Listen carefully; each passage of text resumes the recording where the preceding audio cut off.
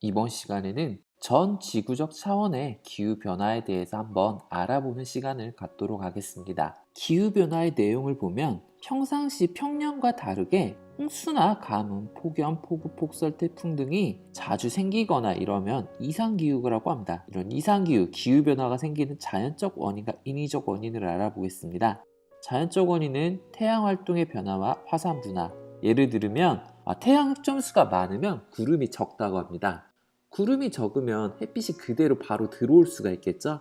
그러면 지구 기온이 높아질 것입니다. 화산이 폭발하면 화산재가 하늘을 덮을 것이고요.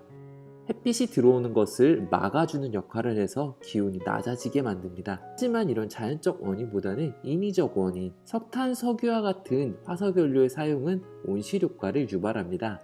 온실효과가 뭔지 알아보겠습니다. 온실효과란 온실 안에 갇힌 걸 생각하시면 됩니다. 이산화탄소와 같은 온실가스가 단파, 파장이 짧은 태양 복사 에너지는 그대로 통과시킵니다. 하지만 두꺼운 지구 복사 에너지가 우주로 나가는 걸 막아버립니다. 그래서 다시 지구로 돌아오게 만드는 걸 온실효과라고 합니다. 그림으로 다시 보면 빨간색 태양 복사 에너지 그대로 들어옵니다. 하지만 이산화탄소와 같은 것들이 온실가스가 많아지면 파란색 지구 복사 에너지가 우주로 나가는 걸 막아버린다는 거죠. 결과 지구의 온도가 높아지고 그래서 지구 온난화가 일어납니다. 온실가스의 다른 종류를 알아보겠습니다. 메탄, 아산화질소, 빈칸에 들어갈 것은 이산화탄소겠죠. 온실효과라고 해서 무조건 또 나쁜 건 아닙니다. 만화를 한번 보겠습니다. 뉴스에서 온실가스에 대한 얘기가 나오고요. 온실효과로 지구의 온도가 높아진다고 합니다. 하지만 만약에 지구의 온실효과 자체가 아예 없었다면 지구의 현재 평균 기온은 마이너스 18도씨였을 거라는 겁니다. 요즘 지구온난화해서 문제가 많잖아요. 그것은 왜 그러냐면 산업혁명 이후에 인위적인 원인으로 이산화탄소 온도가 굉장히 많아졌기 때문에 지구온난화가 급격하게 일어났기 때문에 문제가 된다는 것이죠. 이런 온실효과로 지구의 온도가 높아졌습니다. 이것을 지구온난화라고 합니다. 자료를 통해 한번 확인해 보겠습니다. 이산화탄소 농도가 높잖아요. 지구의 연평균 기온도 높아지고 있습니다. 기후변화의 영향 알아보겠습니다. 빙하 감소, 해수면 상승으로 침수되는 곳이 생기고요. 기상이변과 생태계 변화가 생깁니다. 수업의 마지막에 영상을 통해 확인하겠습니다. 기후변화에 대처하는 세계의 모습입니다. 1992년 브라질 리우환경개발회의에서 기후변화 협약에 대해서 최초로 채택이 되었습니다. 1997년 일본의 교토에서 교토의정서가 만들어졌었고요. 2015년에는 파리협약, 2020년 이후에 우리는 이렇게 하자라는 것을 했었습니다. 오늘은 여기까지 하고요. 지금부터는 수업 내용과 관련된 영상들을 많이 모았습니다. 일단 영상 보겠습니다. 프랑스 파리에도 기습적인 폭우가 내려 지하철역 수십 곳이 침수되고 피해 신고가 잇따랐습니다. 현지 시각 9일 밤 9시부터 11시까지 파리 지역에 시간당 40mm가량의 폭우가 쏟아져 지하철역 20여 곳이 침수되면서 지하철 운행도 일시적으로 중단됐습니다. 파리 소방대는 폭우로 1,700여 건의 침수 피해가 접수됐다고 밝혔습니다. 20년 전 와치 씨는 페어뱅크스에서 멋진 집을 구입했습니다. 하지만 지금은 걱정이 이만저만이 아닙니다. 집이 땅속으로 가라앉고 있기 때문입니다. 벽은 금이 간 상태이고 지속적으로 수리를 해야 합니다. If I put $100,000 into this building, I could get it fairly leveled up and stable for 15 years maybe. 지구온난화로 인해 얼어있던 땅이 서서히 녹아 알래스카 곳곳에서 지반이 침하하고 있는 겁니다. 그래서 도로는 울퉁불퉁해지고 나무가 옆으로 뉘어진 상태로 자랍니다. 지난 1960년대 미군은 적국의 공격에 동토가 견딜 수 있는지를 알아보기 위해 지하에 연구시설을 만들었는데요. 이곳에서도 얼어붙은 땅이 녹고 있음을 확인할 수 있습니다. This isn't a catastrophic collapse. This just happened slowly. It just formed over time. 알래스카 당국은 수십 개의 마을이 앞으로 안전지대로 이주해야 할 것으로 보고 있습니다. 몰디브가 점점 바다에 잠기고 있다는 얘기 들으셨을 겁니다. 이렇게 기후온난화에 따른 해수면 상승으로 수몰 위기에 놓인 섬나라들이 새로운 삶의 터전을 물색하고 있습니다. 남태평양의 섬나라 키리바시가 가장 먼저 답을 찾았습니다. 안서연 기자입니다. 남태평양의 섬나라 키리바시 공화국입니다. 인구 11만 명의 지구상에서 가장 먼저 해가 뜨는 나라로 산호초가 특히 아름다운 곳입니다. 하지만 지구온난화로 해수면 상승 속도가 빨라지면서 수몰 위기에 놓였습니다. 국토의 평균 고도가 해발 2m가량인데 해수면이 해마다 0.3cm에서 많게는 1.2cm 상승하고 있습니다. 이 추세대로라면 침수와 민물 오염으로 30년에서 60년쯤 뒤엔 거주가 불가능해질 것으로 보입니다. We are facing a gradual dying process.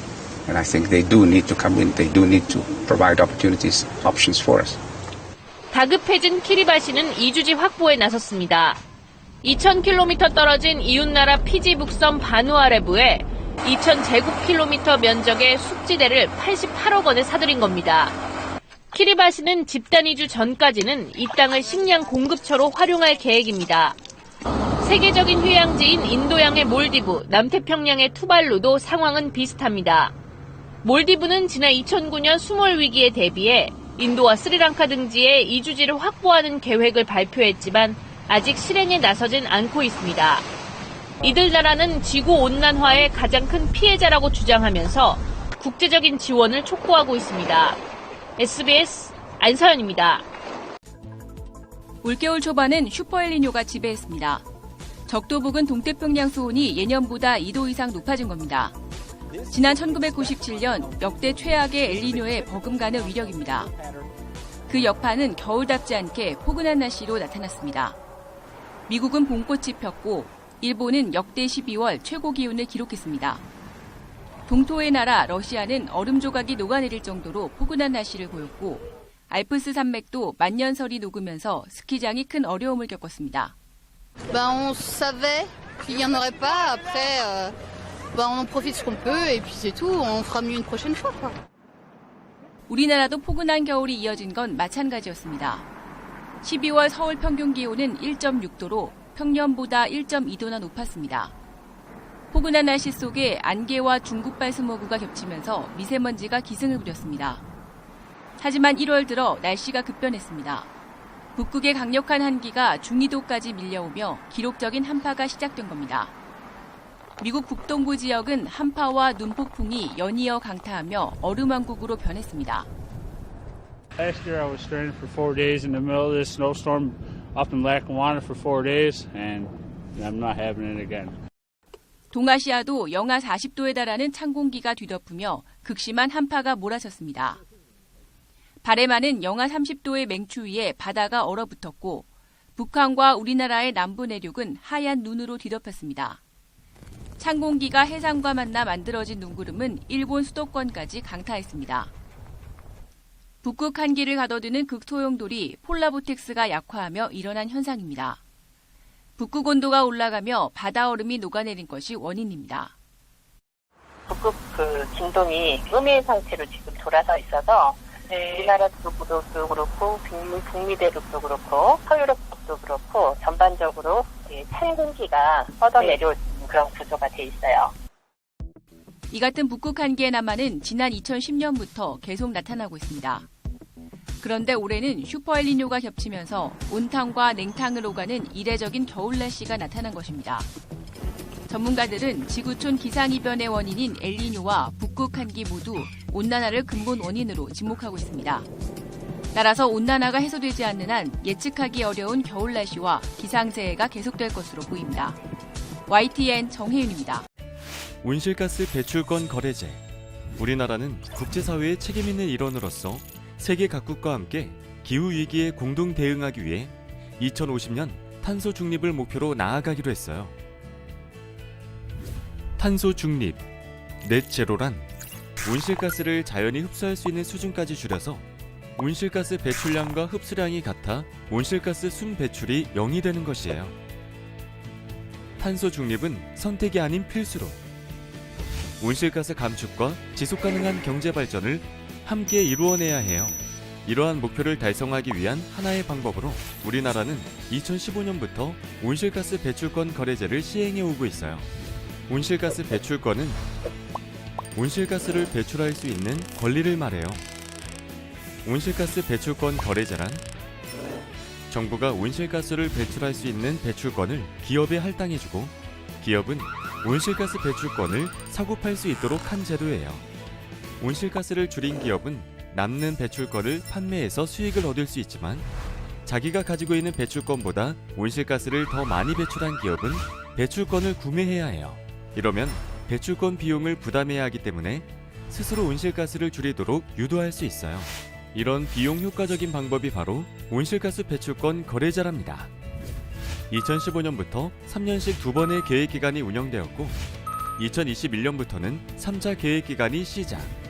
2025년까지 5년 동안 운영될 예정이에요.